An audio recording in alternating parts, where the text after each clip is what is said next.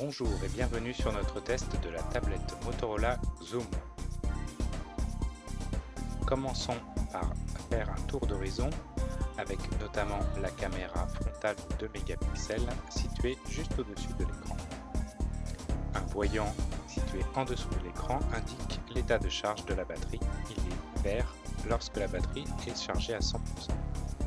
Sous la tablette, il y a plusieurs connecteurs avec notamment la prise micro USB, la prise micro HDMI, le connecteur d'alimentation, le microphone et un connecteur de contact. Sur la gauche de la tablette, il y a deux boutons permettant d'augmenter et de diminuer le volume sonore de la tablette. Sur la tranche supérieure, on distingue parfaitement le connecteur audio jack 3,5 mm et un emplacement pour les cartes mémoire et la carte SIM.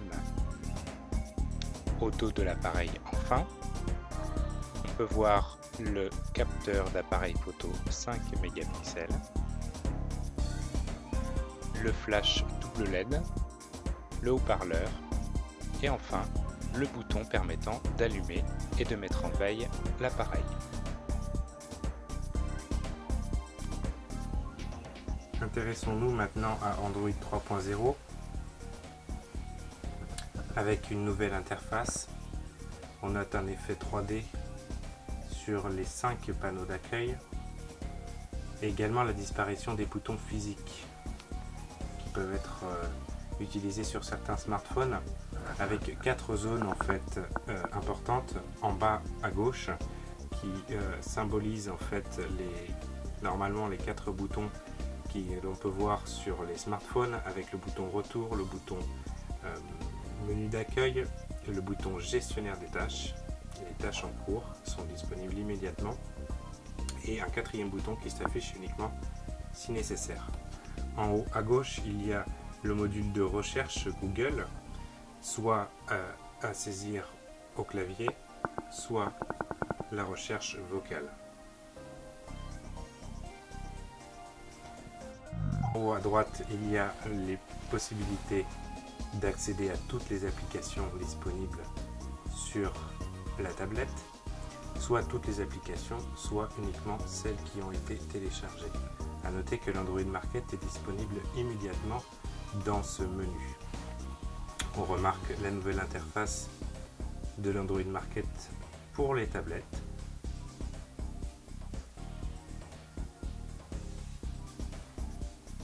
Profite de toute la largeur de l'écran et présente les applications sous un jour que nous trouvons meilleur. La possibilité de personnaliser l'interface graphique avec des widgets qui sont disponibles comme l'agenda, le cadre d'image, les contacts, les emails, les sites internet favoris. Certains widgets qui sont dépendants des applications comme par exemple la torche, mais aussi les derniers emails reçus, l'horloge analogique, les dernières applications disponibles dans le market, le lecteur audio ou encore YouTube ou la recherche de Google.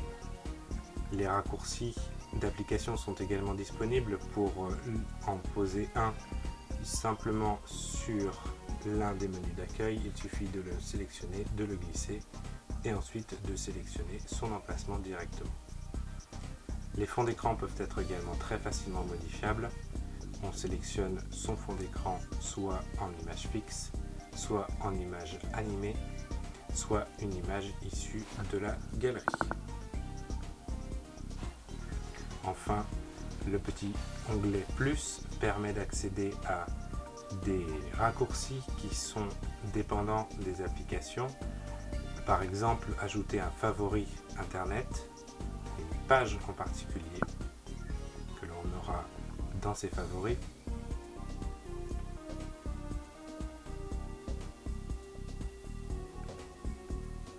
Qui sera directement accessible depuis l'interface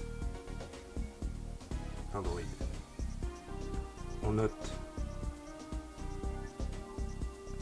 l'introduction du navigateur Google Chrome qui qui est totalement compatible avec les modules flash, une navigation fluide et qui fonctionne sur le même système que Chrome sur PC, avec la possibilité d'ajouter très facilement des onglets pour continuer la navigation.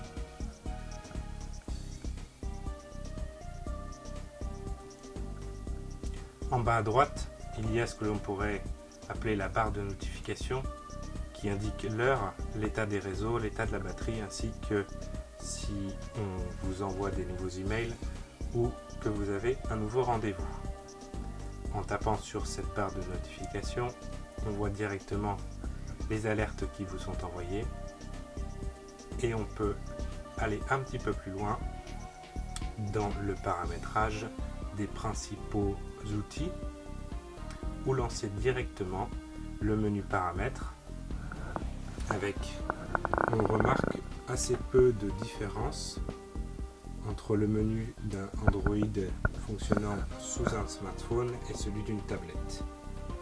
On a toujours l'onglet sans filet réseau qui permet d'accéder via Wi-Fi à un réseau domestique, l'activation ou non de Bluetooth, les paramètres de son, les paramètres d'affichage, les paramètres de localisation, les paramètres d'application avec la possibilité d'installer des applications de sources inconnues ne provenant pas directement du market, les applications concernant les comptes et la synchronisation, la confidentialité, le stockage. On peut voir à cet endroit que l'on dispose de 28 Go d'espace sur la tablette Motorola Xoom, les paramètres de langue et saisie, d'accessibilité, le réglage de l'heure et de la date et les informations concernant la tablette, et à ce titre le fait que la Xoom fonctionne bien sous Android 3.0.